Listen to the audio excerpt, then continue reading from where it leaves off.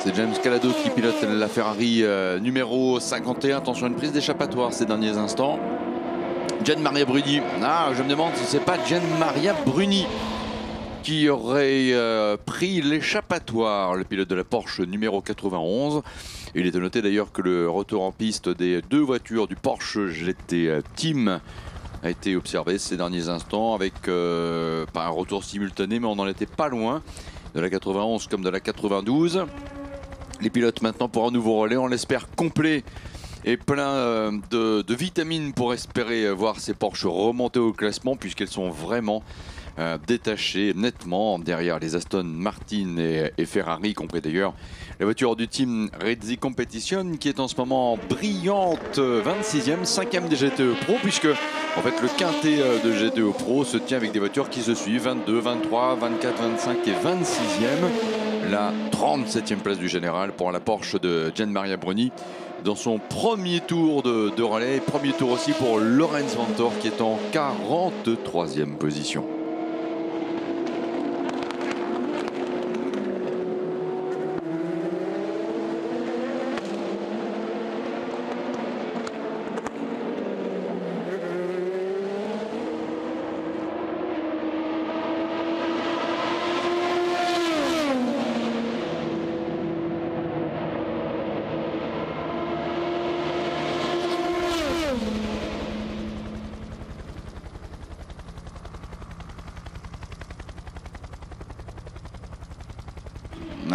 Job Van Neutert confirme bien que le problème rencontré sur la numéro 32 et notamment le remplacement d'une conduite d'huile a été bien fait, car il réalise un tour en 3 minutes 27 secondes 508 millièmes, et c'est important de le rappeler. Il réalise à maintenant là à 7h32 le record du tour en LMP2, donc c'est une information importante.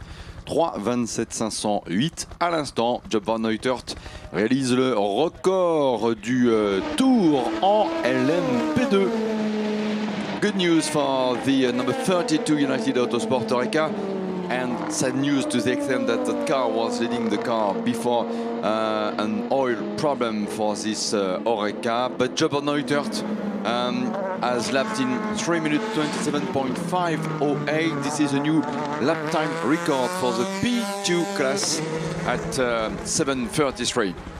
Voici donc, mesdames et messieurs, à 7h33, alors que nous entamons maintenant le décompte des 7 dernières heures de course, le classement, en signalant l'arrêt de Nathanaël Berton avec la Rébellion numéro 3. La voiture de tête est la Toyota numéro 8. Relais en cours pour Sébastien Buemi. Il y a un volant qu'il partage avec Brandon Hartley et Kazuki Nakajima. Voiture qui est dans son 273e tour. Et qui donc devance les Rébellions numéro 1 et 3. Bruno Senna pilote la numéro 1, Nathanaël Berton la numéro 3. Les écarts, il y a 2 tours dans tous les cas. Donc 2 tours entre la Toyota, la Rébellion numéro 1, 2 tours entre la Rébellion numéro 1 et la numéro 3. Et 1 tour entre la Rébellion numéro 3 et la Toyota numéro 7. Alors si vous avez fait une petite coupure dans la nuit, c'est un problème de turbo et un changement de turbo sur la Toyota numéro 7. Ça a demandé globalement 26 minutes à l'équipage et aux mécaniciens de l'équipage numéro 7 pour effectuer la manœuvre, et ça a aussi coûté la place de leader dans le classement, une Toyota numéro 7 qui est donc en 4e position à 6 tours de la numéro 8 qui a pris la suite au commandement de ces 24 heures du Mans. United Autosport, un peu comme pour Toyota, a finalement eu de la chance dès l'instant où la 32 a connu son problème de conduite d'huile. Heureusement, la 22, en plus la voiture leader du championnat du monde FIA WEC en P2 et leader aussi de l'European Le Mans Series, a donc repris la position de première LMP2, 5e du général. C'est Phil Hanson en ce moment qui pilote cette Oreca. Il devance de 51 secondes et 2 dixièmes seulement l'Oreca Jota de Anthony Davidson. Et ce duel United Jota est aussi un duel Michelin-Goodyear. Michelin équipe United, Goodyear équipe Jota Anthony Davidson. qui était même au dernier tour 1 seconde plus vite que Phil Hanson. Le Panis Racing avec Mathieu Vexivière en 7e position du général, 3e de l'MP2, relais en cours pour Mathieu. La 8e position, G-Drive avec le russe de Mikkel Jensen. La 9e place pour l'Oreca du team SO 24 As by Graf, voiture que pilote également Vincent Capillaire, qui est le pilote Sarthe Objectif 24. En tout cas pour là aussi les chefs d'entreprise qui s'investissent nombreux autour de ce projet. Bravo, la voiture est 5e LMP2, c'est un très bon résultat. Nicolas Lapierre, relais en cours pour le pilote de l'Oreca Cool Racing, numéro 42, 10e. 11e position pour l'Alpine, Signatec Alpine Elf, numéro 36. 12e place pour Dragon Speed qui a perdu une voiture. Et la 27 reste là et c'est Ben Hanley qui la pilote en ce moment. 13e position pour Idexport, Richard Bradley, relais en cours. 14e place pour l'Oreca Richard Mille Racing Team des filles. Petske Visser pilote l'Oreca numéro 50, 14e, 15e position la Dallara Settilarm de Roberto Lacorte, 16e position pour l'Oreca Algarve Pro Racing numéro 25, 17e position pour l'Oreca Idexport, Kyle Taylor est au volant, 18e position la Ligier Eurasia, Roberto Meri pour un relais en cours, 19e position pour la deuxième des Oreca United Autosport.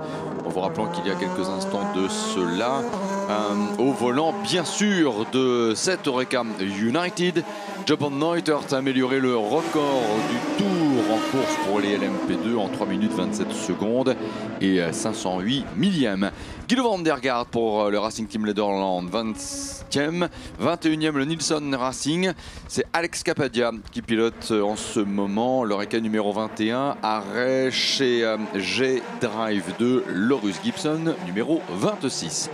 22e rang pour la première des GTE, qui est bien une GTE Pro et qui est l'Aston Martin numéro 97 de Harry Tincknell avec la Ferrari F Corse en ce moment au main de James Calado qui est à 12 secondes de l'Aston Martin du côté des chronos. Au dernier pointage, James Calado était pas mal, hein. Il était 1 seconde et demie plus vite que le pilote Aston Martin. Harry Tincknell, l'Aston leader en GTE Pro, seulement 12 secondes d'avance sur la Ferrari F Corse numéro 51. L'Aston Martin numéro 97 est à un tour. C'est Richard Westbrook qui la pilote. L'objectif pour lui est de tenir à distance la F Corse numéro 71. La deuxième Ferrari apparaît dans ce classement, 4e des GTE Pro. Mais l'écart est là de au moins un tour entre la 95 et la 71. C'est David Erigon en ce moment qui pilote la Ferrari F Corse numéro 71. Et Olivier Plat suit à très peu d'ailleurs la Ferrari numéro 71. 1 seconde 4 au dernier pointage. Olivier Plat, 26e et 5e en pro. 27e Aston Martin avec la voiture leader des GTE AM. C'est de la Vantage TF Sport numéro 90 dont il est question. L'arrêt de la Toyota numéro 8. L'arrêt de la Toyota numéro 8.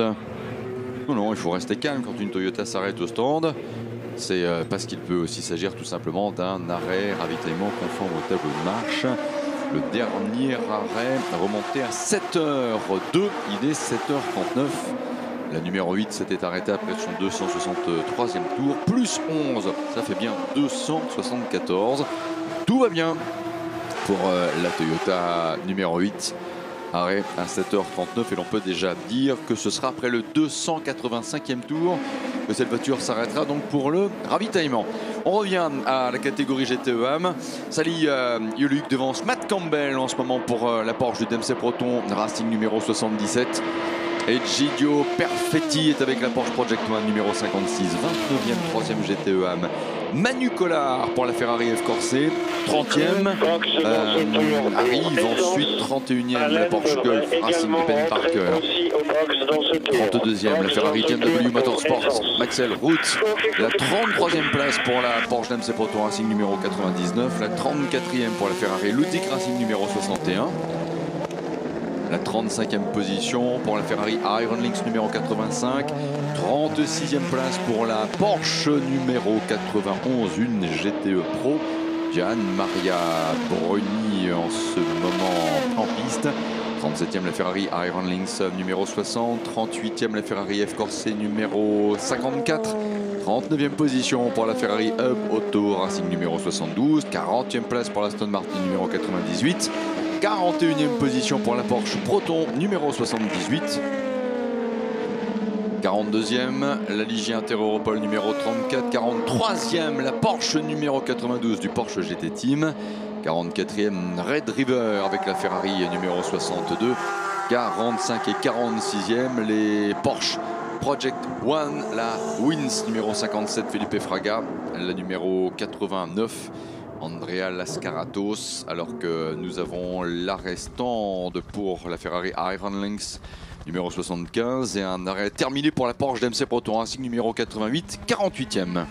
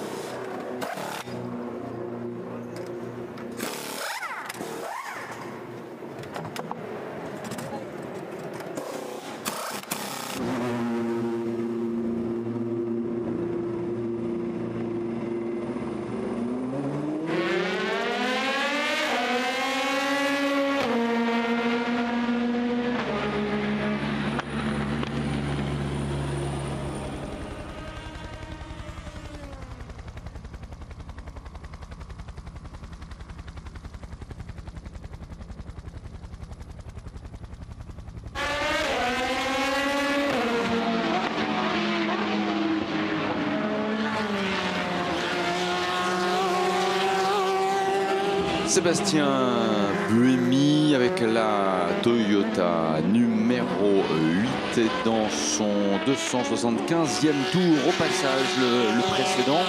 Un passage par les stands a coûté 1 minute 17 à la Toyota numéro 8, donc rien de bien particulier pour une voiture qui devance donc de 2 tours la Rébellion. Bruno Senna pilote la Rébellion numéro 1 justement en 2e position en ce moment.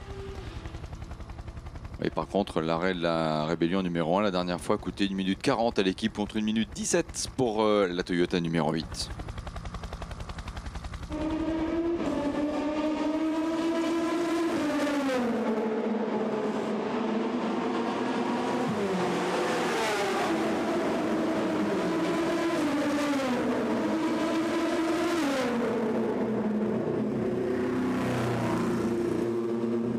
Phil Hanson s'est arrêté avec l'Oreca et United Autosport numéro 22.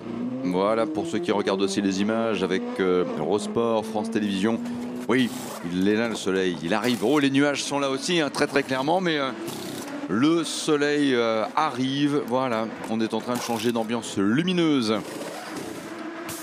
L'arrêt de l'Oreca Jota Goodyear. Et à propos de ciel et de météo clémente malgré les nuages, le dirigeable Goodyear est de retour cette année. Ah, ça nous a fait plaisir. Nicolas Lapierre entame un nouveau relais avec l'Oreca Cool Racing numéro 42. Vincent Capillaire est avec l'Oreca ce 24 Asbycraft numéro 39 en 10e position.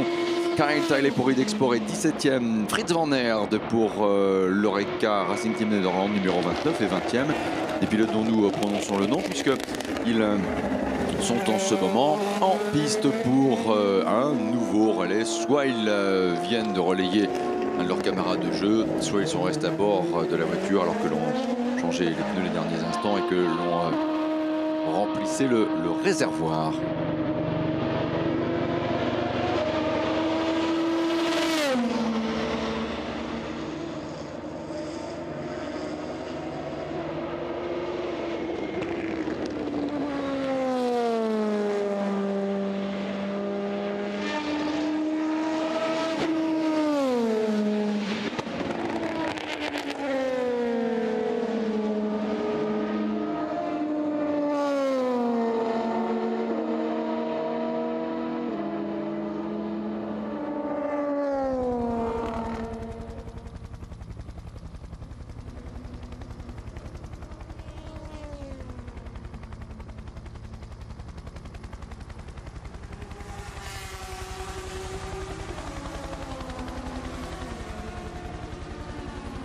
Un mot sur l'identité des pilotes qui ont pris le volant des Oreca United Autosport et Team Jota après le dernier passage par les stands de ces deux voitures quasi en même temps. Coïncidence, et au passage, qu'est-ce qu'on aime aussi ces images hélico là, avec la descente vers les de la forêt, le MM Arena, notre grand stade du Mans, et à chaque fois un clin d'œil au Mans FC. Et les pilotes en piste donc pour les voitures du duo de tête LMP2, Paul Di Resta et Roberto Gonzalez pour les Team United et Team Jota. Paul Di Resta au dernier pointage à 37 secondes d'avance sur Roberto Gonzalez. L'arrêt de la Ferrari de Giancarlo Fisichella. L'arrêt d'une voiture pointée en 38e position.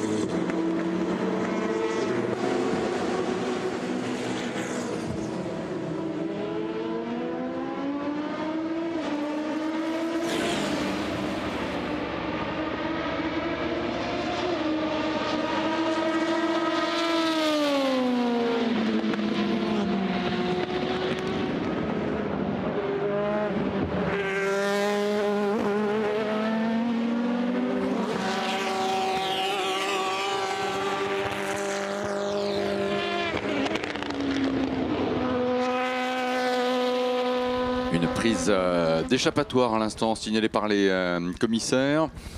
L'arrêt de la rébellion, Bruno Senna au stand, Mike Conway également avec la Toyota. La Toyota numéro 7 au stand. Pour l'instant nous avons un KT48 et 9 voitures.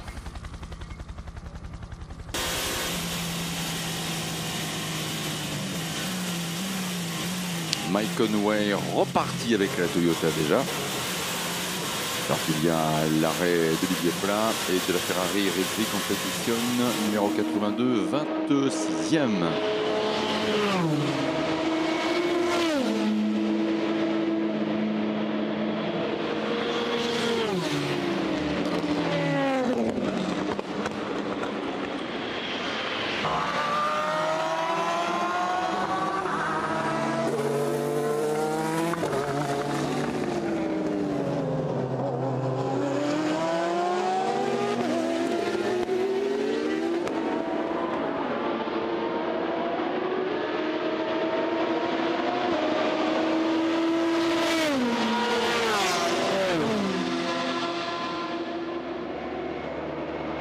Bruno Senna est reparti avec la rébellion, l'arrêt stand entre le passage boucle d'entrée, boucle de sortie de stand.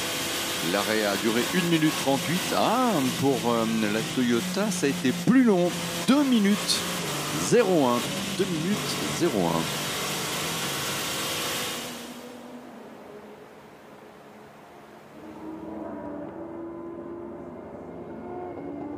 Ah, attention également, les commissaires signalent un passage par le bac à gravier pour l'Oreca Racing Team Nederland de Nick de Vries, Guido van der Garde et Fritz van Aert. Et oui, la voiture se retrouve arrêtée d'ailleurs en sortie de chicane. Et malheureusement, ah là là, le train arrière dans le bac à gravier, la voiture est coincée. Fritz van Aert a beau tenter un redémarrage, il n'y parvient pas. Unfortunately, number 29 Oreca with Racing Team Nederland.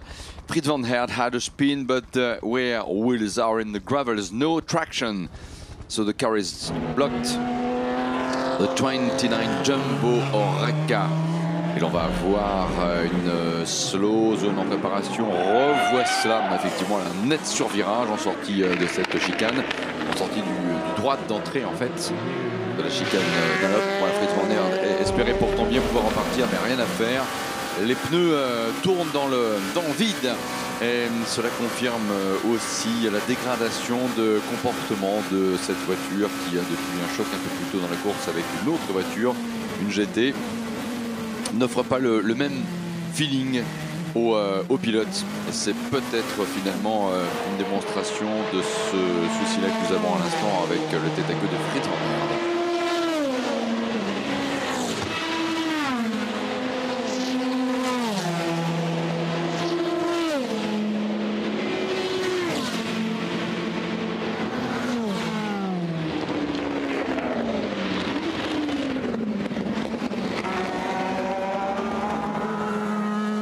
Attention, regardons bien le circuit des 24 heures du Mans et à l'instant le slow zone, mode slow zone activé pour eh bien, permettre une intervention de la part des commissaires au niveau de la Dunlop.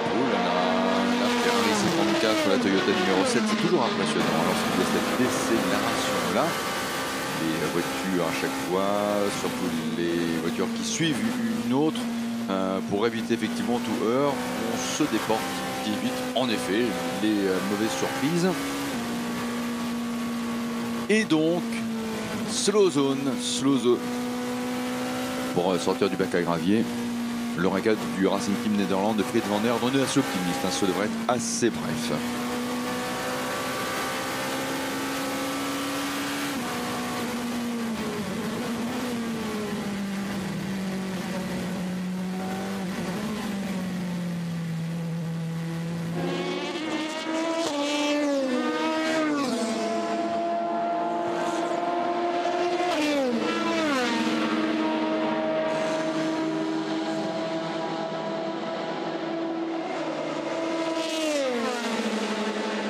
So slow down at zone 1 for the extraction from gravel bed of the NM29 Oreca with Fritz Van Aert entered by Racing Team Nederland. Slow zone, rappelons-le si vous nous rejoignez, pour permettre une intervention en toute sécurité des commissaires. Le but c'est de sortir l'Oreca Racing Team Nederland numéro 29 du bac à gravier.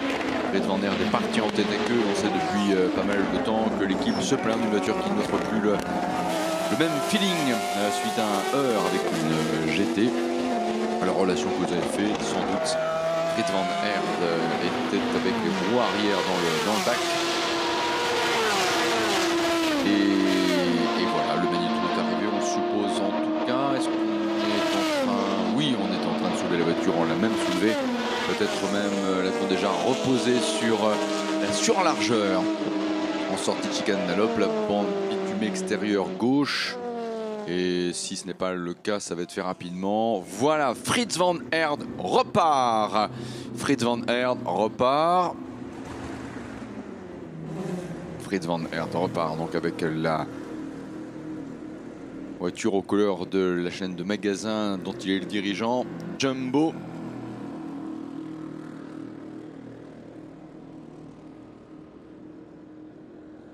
Le Manitou est déjà de retour de l'autre côté des murets pour être évidemment stationné. Et l'on guettera les indications de la direction de course. Mais comme pressenti, cette slow zone va être brève.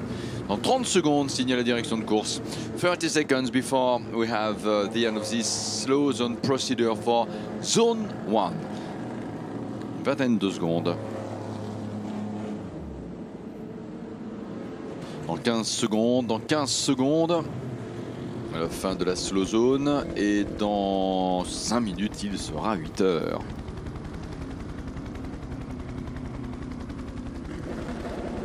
Voilà, 7h55, le feu vert sur tout le déroulement, sur toute l'étendue de ce circuit Bugatti. So green is back everywhere. Fritz Van Aert qui a pu repartir, le tête à queue du pilote néerlandais. Racing Team Nederland à la Dunlop il y a quelques instants a été à l'origine de la slow zone décidée pour sortir la voiture du bac à gravier. Roberto Merhi est arrêté. L'arrêt de la Ligier Eurasia Motorsport, mais un arrêt stand qui ne paraît pas poser de problème. Du côté des GTE Pro, et Giulio Perfetti, et là c'est un pilote en GTE, pardon, mais au stand pour le 30e de ce classement. Et à propos des GTE Pro, c'est Jules Gounon à la Ferrari Reddy Competition qui est reparti ces derniers instants. 27e place pour la voiture de Jules Gounon. 5e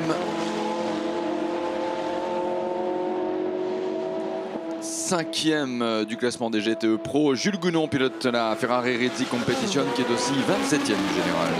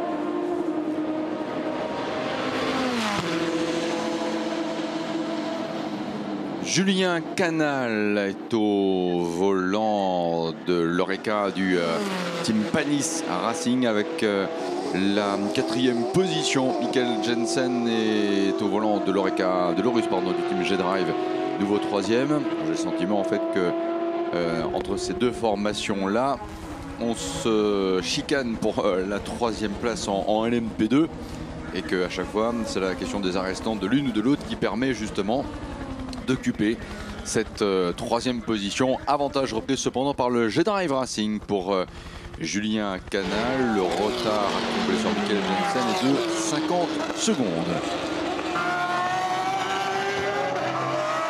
Il y a Julien Canal, il y a Vincent Capillaire et il y a Jules Gounon. Si nous avions eu Sébastien Bourdet avec la Ferrari Rizzi Competition, on aurait pu dire les 3 manceaux dans la course sont au volant, mais c'est Jules Gounon qui est en ce moment de Rizzi Competition au volant de la Ferrari numéro 82, 27e.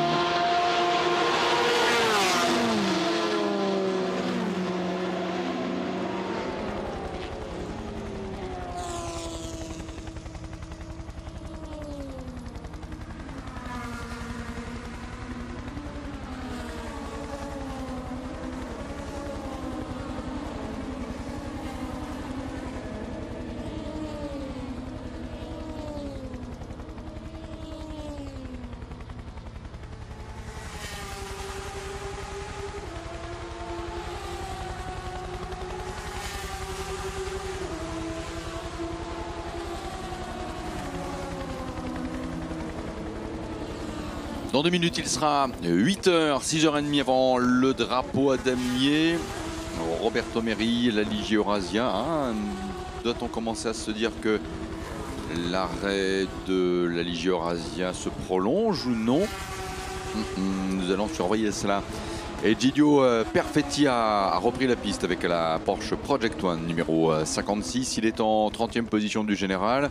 En 4e position des GTE AM, Lucas Légeret.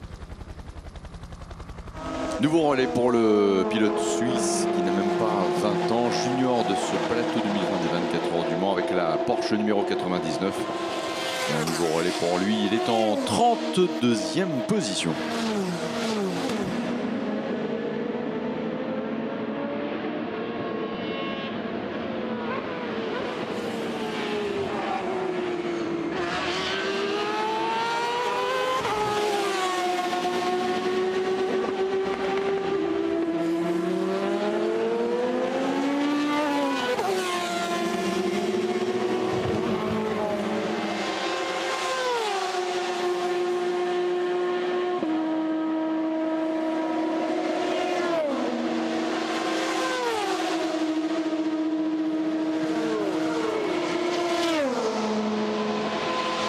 Un petit peu inquiet pour la Ligier Team Eurasia Motorsport numéro 19. La voiture n'est donc pas repassée en piste. Considérons que son arrêt maintenant doit être observé depuis peut-être une bonne dizaine de minutes. Estimation très officieuse de cette durée, mais il y a bien et bien un arrêt qui se prolonge pour la Ligier Eurasia Motorsport numéro 35, donc en 19e position.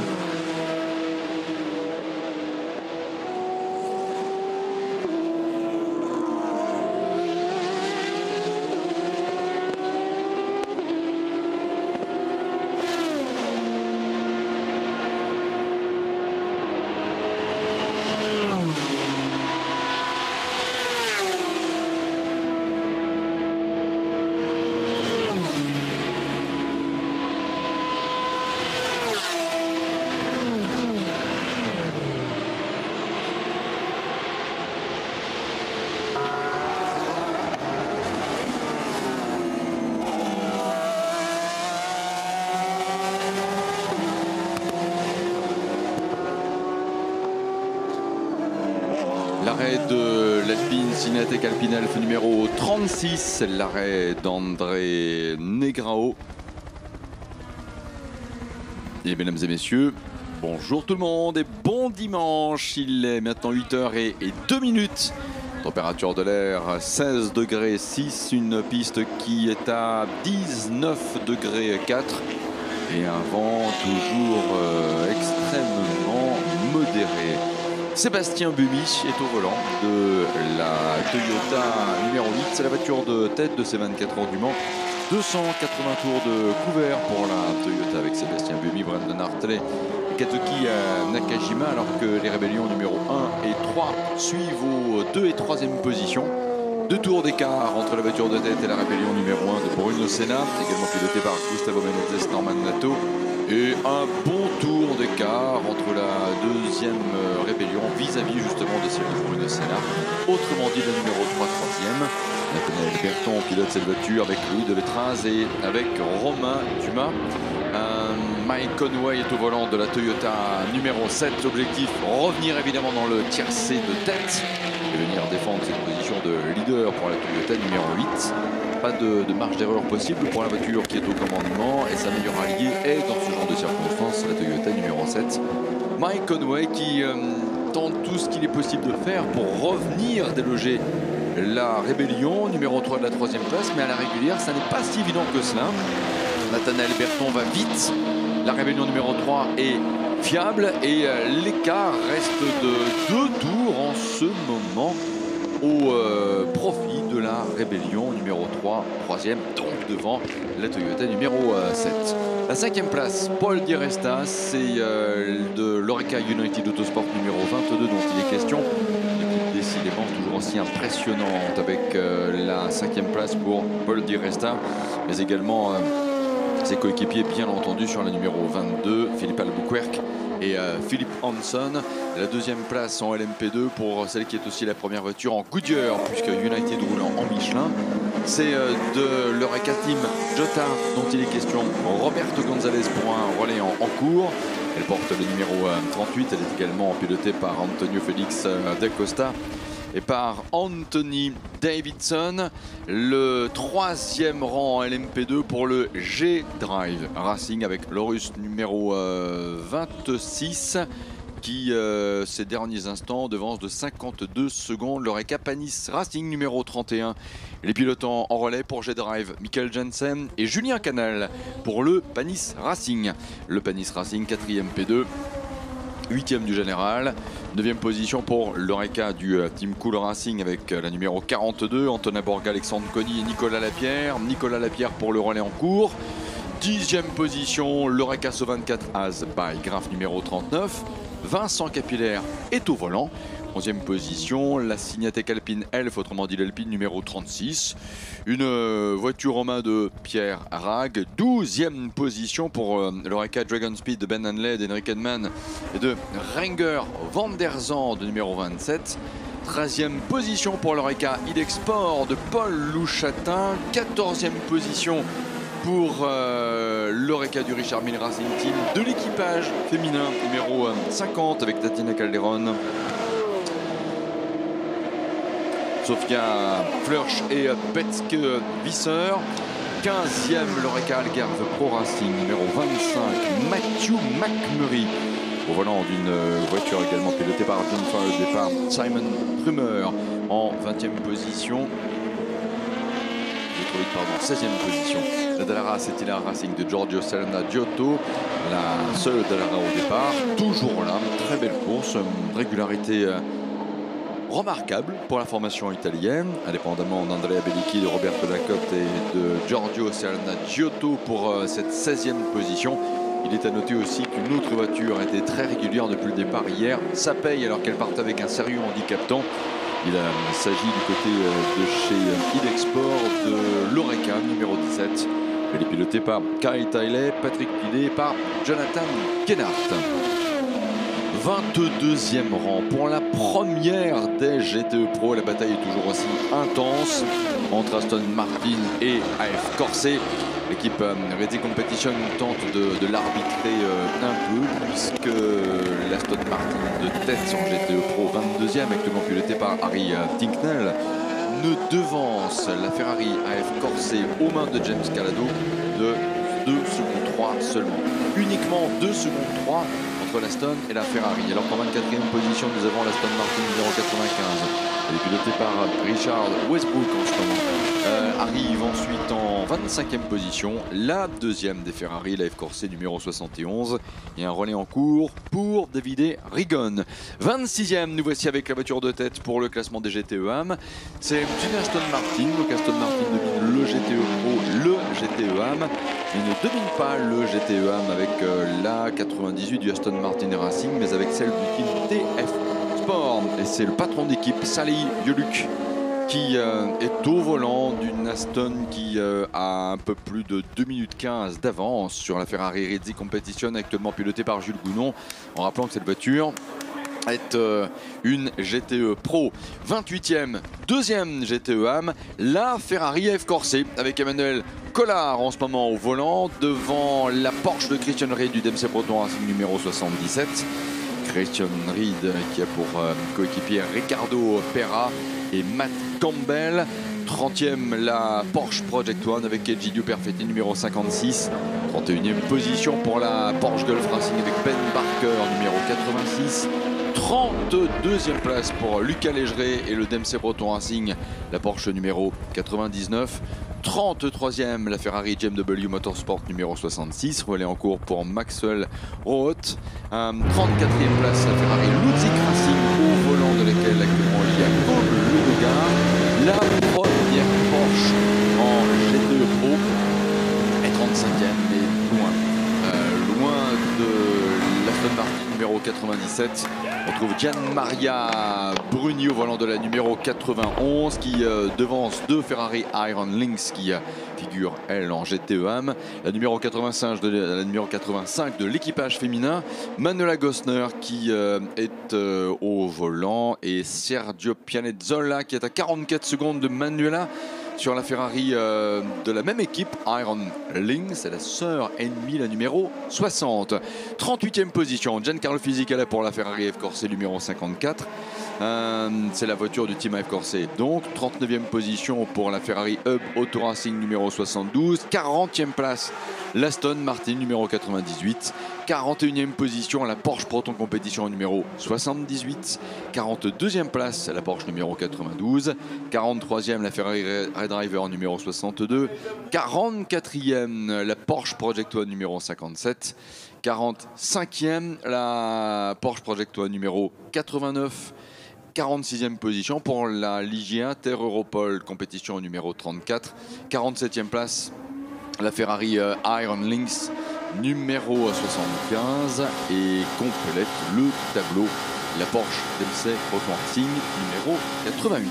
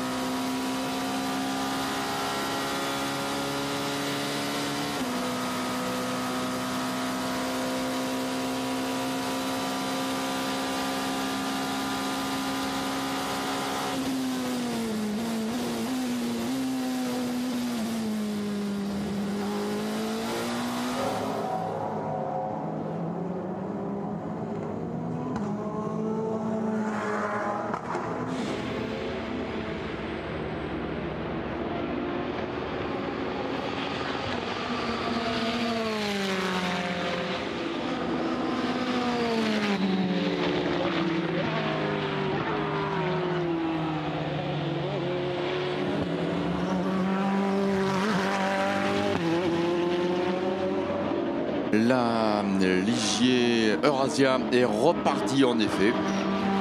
La voiture a observé un temps d'arrêt supplémentaire ou plus long d'ordinaire il y a quelques minutes de cela. La raison 24h-le Mans.com de la communique. Merci encore à la rédaction. On a procédé à un changement de disque de frein et de sièges baquets. Voilà pourquoi elle est restée plus longtemps au stand. Eurasia Motorsport a eu le soulagement de voir la voiture repartir. La Ligier avec Nobuya Yamanaka qui est en 19e position. Attention du côté des stands, l'arrêt de la voiture de tête en GTE Pro qui est maintenant la voiture deuxième, tellement les arrêts sont serrés. La Ferrari numéro 51. James Calado prend le relais. Allez, panneau marquage vert pour feu vert et c'est pas pour l'Aston Martin numéro 97. J'ose penser que Harry Tincknell n'est plus à bord de la voiture, mais sait-on jamais. Alors que Richard Westbrook, oui, c'est bien Alex Lynn finalement qui l'a relayé. Et Richard Westbrook, lui, est au volant de la numéro 95. Alex Lynn au volant de l'Aston Martin numéro 97.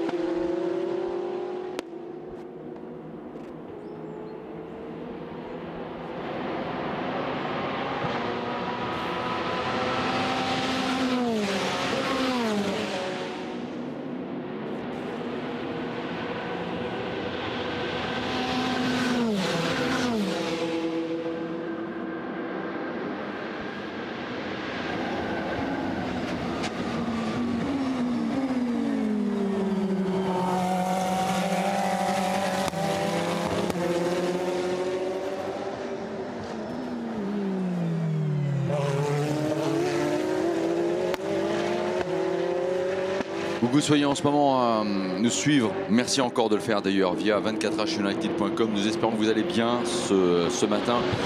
C'est Nathanaël Berton pour les pilotes en LMP1 qui s'est arrêté à ravitaillement de la numéro 3. Reparti troisième, pas de perte de place. Dernier ravitaillement également chez G-Drive, c'est Michael Jensen qui s'arrête et en théorie Julien Canal, voilà le numéro 26 dans la boîte d'accélération. Julien Canal devrait en profiter et repasser à la 3e place du classement des LMP2 jusqu'à ce que arrive le moment de son ravitaillement à lui aussi, en tout cas celui de l'Oreca de l'équipe du Panis Racing. Nicolas Lapierre est en 9e position et l'on retrouve à l'instant la Ferrari numéro 51 devant la 61. C'est sympa parce que la 61, et beaucoup l'ont remarqué, a repris un marquage de numéro 1 à l'ancienne. À remarquer au niveau télé, ça marche bien. Parce que là, au moins, on sait de quelle voiture il s'agit et pas de confusion possible avec une autre AF Corset. Les pilotes qui entament un nouveau relais ou prolongent leur relais. Matthew McMurray chez Algarve avec l'Oreca numéro 25. Il est en 15e position. Japan Neuter pour United qui a réalisé un peu plus tôt, il y a au moins une bonne heure de cela, le nouveau record du tour en course pour les LMP2 en 3:27.508. Japan Neutert, la 32 n'est plus leader, 18e. Les Aston Martin 97 et 95, Alex Lynn, Richard Westbrook, David Erigon est sur la Ferrari numéro 71 et entame aussi un nouveau relais. L'arrêt de Sally Yuluk avec l'Aston Martin numéro 90, 26e. Cet arrêt est celui de la voiture de tête en GTE AM. Est-ce que pour le Dempsey Proton Racing, on peut en profiter pour passer devant? Ça dépend. Si l'arrêt est un arrêt express et je dirais routinier pour TF Sport, non. La position leader devrait être conservée. Christian Reed était à 1:46. Remplissage de réservoir pour l'Aston Martin. Christian Reed, de notre appréciation, n'est pas encore passé. Allez. L'Aston Martin repart. Ouais, pas de souci. Sally Yuluk ne devrait pas être dépossédé de la place de leader. Au dernier pointage, il avait 1:48 d'avance. Donc Nicolas Dallara, numéro 47, rentre au stand. 1 minute 48 d'avance sur la Porsche Dempsey Proton Racing de Christian Ried. Il est à la pendule officielle Rolex des 24 heures du Mans, 8h16.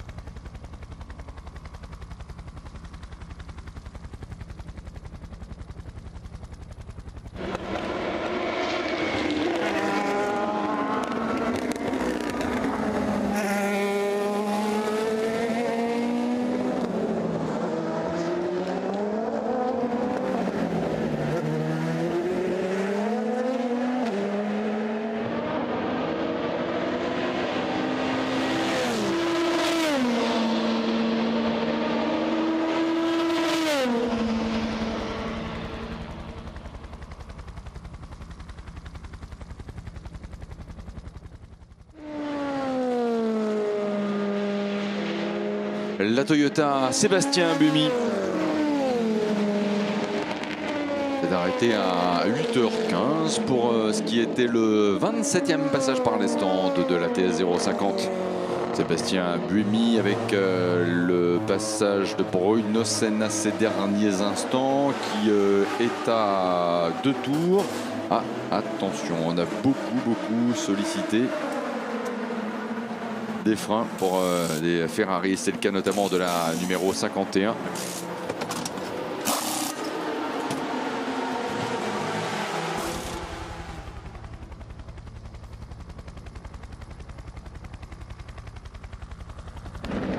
La 22, la 38 également. Ces derniers instants, il y a moins de 10 minutes, sont repassés par les stands sans changement de pilote. Paul Di Resta et Roberto Gonzalez qui sont séparés d'un petit peu plus d'une minute 08. Paul Di Resta qui a été le premier père poleman de la catégorie LMP2.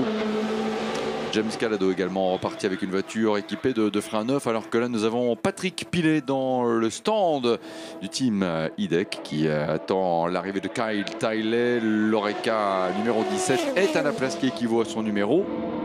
Alex Capadia pour Nilsson Racing s'est arrêté, alors que l'on retrouve en ce moment dans les unodières. Et voilà qui est sympa, le duel 3e position entre Julien Canal et Michael Jensen. Michael Jensen revenu au contact de Julien Canal. Ah, l'arrêt de la Toyota numéro 7 à l'instant. L'arrêt de la Toyota numéro 7. Allez, dans les unodières, entre les deux chicanes. C'est une unodière que Julien Canal doit emprunter des dizaines de fois, des centaines de fois même dans l'année. Puisque résident Manceau, quand on réside dans Sarthe, c'est toujours un petit quelque chose, quoi qu'on en dise, que de venir ici en voiture en respectant les 80 km/h dans les unodières. C'est toujours particulier de venir là et d'emprunter cette route. Pas s'empêcher de se dire, une fois par an, ça devient quand même une portion mythique de l'histoire de l'endurance, les unodières. Pour l'instant, en direction du virage de Mulsanne, ce que l'on peut dire, c'est que Julien Canal résiste magnifiquement. Michael Jensen, très pressant au freinage de Mulsanne, mais non, rien à faire. Julien Canal résiste bien. Alors que si l'on regarde l'évolution de l'écart entre la Aston Martin numéro 97 et la Ferrari numéro 51, on est à quasiment 30 secondes. Julien Canal qui va revenir ici sur la Ferrari du team GMW Motorsport numéro 66 piloté par Max Elroth. Il se déporte côté droite, dépasse la Ferrari, arrive dans la courbe d'Indianapolis, arrive dans le virage d'Indianapolis. Allez, Julien Canal qui s'accroche. Il est chez lui, c'est aussi son rendez-vous de l'année. Le Panis Racing veut également terminer podium. Équipe que l'on retrouve aussi en European Le Mans Series cette année et qui est également représentante de Goodyear, qui à ce stade de la matinée et à ce stade de la course des 24 heures du Mans, à 6h01 de l'arrivée, place 2 voitures dans le tiercé de tête des LMP2. Beau résultat quand même pour Goodyear, avec une voiture en Michelin en tête, l'Oreca et United Autosport, et donc derrière l'on retrouve en effet deux Goodyear, la Jota, Roberto Gonzalez et donc Julien Canal, avec l'Oreca Panis Racing qui défend sa 3e place. Le convoite Michael Jensen, mais il n'a pas envie comme ça de se laisser dépasser. Ah, l'arrêt, le duel s'arrête là. Reprendra tout à l'heure. Parenthèse dans ce duel, l'arrêt, ravitaillement de Julien Canal avec l'Oreca Panis Racing numéro 31. Mais bravo, Julien a effectué un super relais, a bien défendu sa position. Bravo, c'est ça qui pourra payer à l'heure de regarder les écarts à l'arrivée et qui pourrait donc peut-être permettre à l'Oreca Panis Racing de terminer podium.